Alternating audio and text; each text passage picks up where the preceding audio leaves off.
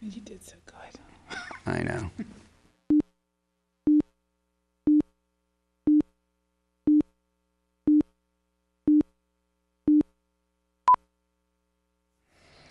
Welcome to Pennsylvania Newsmakers, and as always, thanks for watching. I'm Terry Madonna. Well, we're going to hear from the president of the Association of Pennsylvania State College and University Faculties. Lots going on in public higher education. We'll bring you up to date. But first, how about the big stories of the week? In the state capitol, we also have some very, very important court cases dealing with redistricting. We'll do all of that after these words. This is Pennsylvania Newsmakers, a fast-paced, unrehearsed weekly discussion with and about the leaders who shape your world. And now, here's your host, Terry Madonna. Well, my journalist assistants here today are going to fill us in on all these important topics. Jan Murphy, she's the bureau chief. She covers the Capitol for PennLive and the Patriot News. And also Emily Previti, she is the Keystone Crossroads reporter. That's a long title for WITF and WHYY. Do I got that right? You're going to correct me? Sure. It's just for you and anyone else who doesn't know entirely what the project is. It's a collaboration between WITF, HYY, ESA in Pittsburgh, and WPSU Wonderful. And State College. Well, we're glad you're on the job. All right, let's start with this redistricting. There are two cases. What the issue basically deals with is whether or not the 2011 congressional boundary lines, the maps, were drawn legally or not. And there's a case in the federal courts, there's a case in state courts, and Emily has been on the job monitoring it. In fact, she's going to head off soon to cover the hearing today, the court hearing. So tell the folks, what's basically at issue here? So I think that while what you said was sort of right, the way the lines were drawn technically was legal. It's the impact that they're arguing is discriminatory and potentially violates people's rights to association, freedom of expression, because they're arguing they were discriminated against for being registered Democrats, basically. Right. So that's kind of at the crux of the case. Now, let's be honest about this. The Republicans drew the boundary lines. The congressional boundary lines are drawn in this state by a bill in the legislature, as you know, because you follow this. You know, it was done by a Republican legislature and a Republican governor back in 2011. And by the way, the Democrats do the same thing as they did in Maryland, so both parties do this. But it wasn't challenged. The legality of it wasn't challenged until this year. So we went through a number of congressional elections, and what did we find out? That the Republicans picked up seats and held on to seats, right? Correct. And I just wanted to go back to add on to what I was saying about the crux of the case. Right. They're also saying that it was intentional, that Republicans intentionally, and that's key because the plaintiffs will have to prove that it was an intentional manner in which they drew lines to ensure that their party had the Well, there are about 800,000 more active Democratic voters in the state. We have 18 members of Congress. 13 of them are Republican, and particularly when you get east of the Susquehanna River, you go down into the southeast and up into the Lehigh Valley area. These are seats held by Republicans for the most part in districts that have been increasingly voting Democratic, right? So, well, they wouldn't be in office if the districts were voting increasingly Democratic. But you're saying that was why the change happened. I'm saying that's the practical effect of it. So basically, so this is what has been going on in court this week. They've brought in a bunch of political scientists to try to quantify that, to quantify the partisanship, or the alleged partisan tilt of the map, and what that means in terms of polarization in Congress, voter disengagement, things like that. So it's been really interesting. But I mean, basically, so they use multiple measures to describe what you're talking about. But it's all about, in the end, it's all about what we call political gerrymandering. Whether the boundary lines were drawn to favor one party over another, correct? Correct. Now, the legislature hasn't taken this up in any fashion. You cover it, right? Well, I understand that there will be. Yesterday, Senator Costa said that he's looking at introducing some legislation in the new year.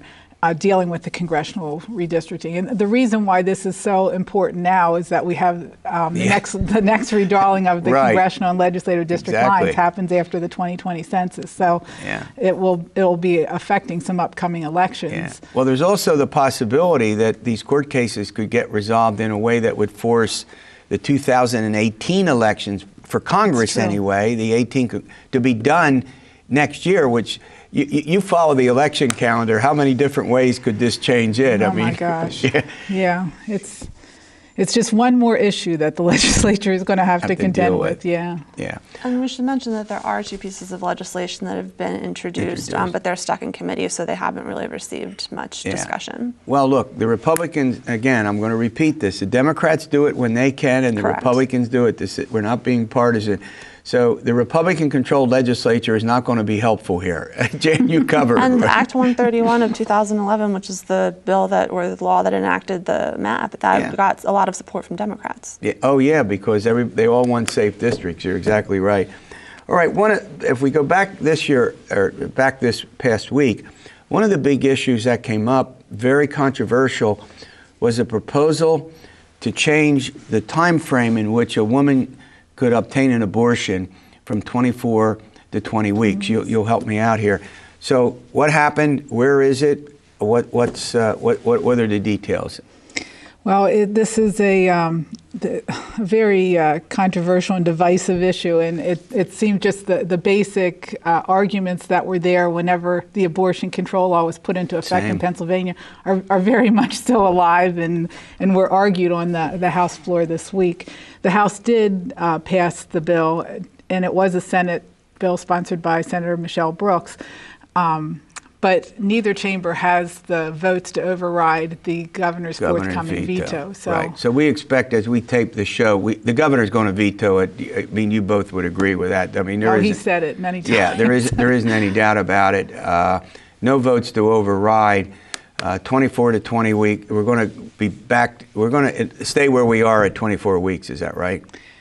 That will be the net effect, and it will be an issue in next year's gubernatorial election. I mean, already we know where three of the four Republican candidates stand on it. So we're going to run to a break. When we come back, there are a couple of other important activities. We got the Children's Health Insurance Program. That's very, very important. There's a general consensus that Republicans and Democrats, there was a little twist in it that we'll talk about. We also have something called paycheck protection that became controversial.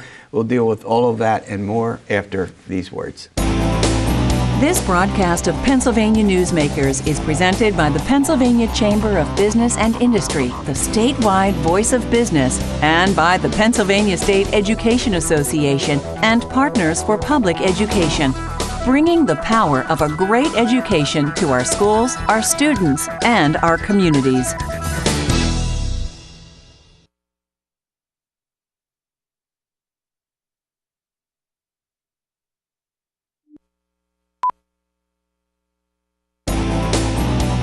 This broadcast of Pennsylvania Newsmakers is brought to you by the Pennsylvania Highway Information Association, the go-to source to learn about transportation projects and issues. Please visit pahighwayinfo.org. And by the Pennsylvania Manufacturers Association. Business in Pennsylvania is our business. I'm chatting with Jan Murphy and Emily Previti. They both cover news and other political and governmental activities for their respective news organizations. All right, Jan Murphy, a big deal. The CHIP program, the Children's Health Insurance Program, it still has to be funded by the federal government. We have something like 100 and some thousand kids in our state, or is that? Yeah, I think it was nearly 200,000. They said. Wow! And so, what's the significance of that program? Oh, it's the only way that some low-income families can get health care coverage for their children. I mean, it's very important, and Republicans and Democrats agree. The reason why it became controversial, though, was there was Governor Wolf allowed the coverage to be provided to for treatment for transgender services. Okay. And some Republican members were opposed to that, and it almost put the reauthorization, in jeopardy. But then the House removed that portion of the bill that would restrict any kind of transgender services, and this week it passed the Senate, so now that's going to the governor. Now going to the governor. He will sign that, of course. Yeah, that's a very, very popular program, and makes the federal government, I think, still has to provide the adequate, pass the measures to do it. But I don't think that's even in question. I mean, it's one of those, Emily, it's one of those rare moments where Republicans and Democrats agree, right? Yeah. All right, let's talk about something else. Paycheck protection. Should union dues be, how do I put it? Be deducted from the payroll of the government, public state, sector workers, local governments, and then some of those payments that get deducted end up as political contributions. At least that's what's the allegation. So where does that stand? Well, the House rejected that, and that kind of came as a surprise. A number of Republicans voted against it. The Senate has approved that legislation, and so now it's fallen by the wayside, but a lot of people do expect it to make a comeback. And the objection that folks that supported it made was that we've seen lawmakers and staffers go to jail for using public resources to support political activities. But but it's legal. It is legal now, and the folks that are opposed to this, as Frank, the House Democratic leader, called it paycheck deception. Was his word. The budget office said it really only costs the government about $100, and maybe even less than that, to actually make the deduction from I don't the think it's about paychecks. the deductions. It's about the philosophy. Exactly. Would you agree? That's absolutely it. All right. I want to, before I let you folks go, I want to do, is there any time frame for getting the state redistricting? I want to point out there's a federal case, there's a state case. The state case is before the Commonwealth Court. It'll end up before the Supreme Court. They have to render a decision by the end of this month, according to the Supreme Court. Is that correct?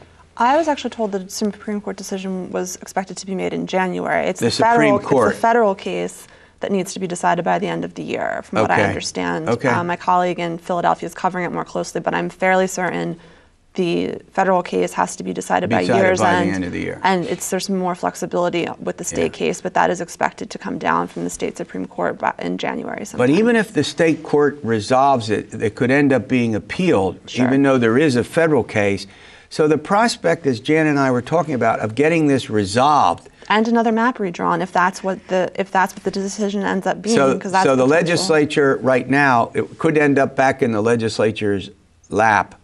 And I can just see the Pennsylvania Republican legislature reacting real quickly to something the court says, something you know well, right? They're going to run out and just do this in 5 minutes. We don't know what the court is going to do, of I course. understand. But yeah, you're right. The timeline is just, it's seeming it's kind of impossible. All right, great update. Thanks for coming in. All right, we're going to have Ken Mash. He's the president of APSCUF, as we say. We're going to talk about some trends in public higher education that we think you ought to be aware of, and we'll do that after these words. This broadcast of Pennsylvania Newsmakers is brought to you by the Pennsylvania Credit Union Association.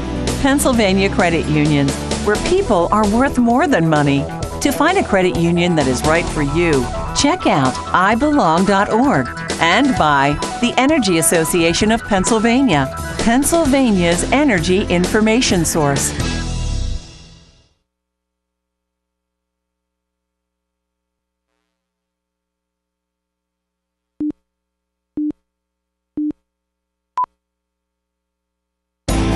This broadcast of Pennsylvania Newsmakers is presented by the Hospital and Health System Association of Pennsylvania, working towards a healthy Pennsylvania. Welcome back. Well, joining me is Ken Mash. Dr. Ken Mash, he's the president of the Association of Pennsylvania State College and University Faculties and On occasion, he's a political science professor at East Stroudsburg, up in the mountains. A great area. And full disclosure here, when I was on the faculty at Millersville, I was actively involved in the association, so I want you all to know that. Full disclosure on this program. All right, let's talk about trends in public higher education. We all know how important public higher education is. It's the access for thousands, tens of thousands of young folks who wouldn't get to college otherwise, right? Yeah. Well, first, thanks for having me here. Our pleasure. Yeah, I mean, when this state system was created with our 14 state-owned universities, it was created with the intention of providing a high-quality education at an affordable cost. And I read that, and I don't know about you, but I read that as, you know, our universities are supposed to be the universities of the working class in Pennsylvania. That is to provide opportunities to achieve the American dream that they may not otherwise have, to be a low-cost option but still be able to provide a high-quality education. You know, there's no doubt about that. Right. And so the trends that we have seen in recent years is the commitment of the Commonwealth to our universities has decreased substantially. You know, it's something like we're getting 27% less funding in real terms than we were 10 years ago. Yeah. And you know, and as a result of that, the students have to pick up a higher and higher percentage of the cost to go. So what was once a very affordable education has now become an increasingly unaffordable education. And we believe that it's actually deterring students from attending. Yeah, one of the things we often hear about is debt, college debt. And most of the time the focus is on private colleges, and I'm at one right now where we do provide a tremendous amount of student aid and scholarships. A lot of private schools are doing it.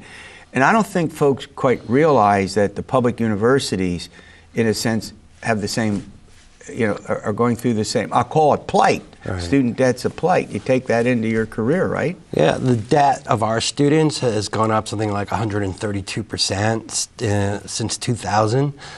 Those numbers are going up and up and up. It now costs, I think, over 4 years, the total college cost is about $100,000 for our students. And in fact, one of the private colleges, the president of that private college was on the radio and even made the point that it was cheaper to go there than it was to go to one of our state system schools. Yeah. And I think we're losing track of the amount of damage that could happen to the Commonwealth over time if we don't take active measures to correct this. I mean, as you know, the research has shown that particularly when we get to rural and what I call rural and small town America, in our case, rural and small town Pennsylvania, a lot of folks are in minimum wage jobs. They've got no, quote, professional future because they don't have the education. And yet we have these colleges and universities, the public universities, that many of them in small town and rural Pennsylvania, you would think that in terms of the development of students, to give them an education, to, you know what I mean, to provide a good income for their families, that this would be a high priority. Yeah, and if you look at the Commonwealth and our universities, if you look along the northern tier of the Commonwealth and then on the western side of the Commonwealth, our universities are in some of the poorer regions of the Commonwealth, and those students are the ones who are going to be the most sensitive to the cost. And in fact, the system itself did a study in 2013 which said that if your costs go up by $3,000, you're going to lose a substantial number of students, and in fact, it's well exceeded that $3,000. We're going to run to a break. When we come back, I want to talk about the funding situation, something that you know well, and we'll take that up in a moment. This broadcast of Pennsylvania Newsmakers is brought to you by the Pennsylvania Medical Society, inspired physicians committed to the good health of Pennsylvanians and the advancement of the practice of medicine, and by the Pennsylvania Healthcare Association, advancing quality, improving lives.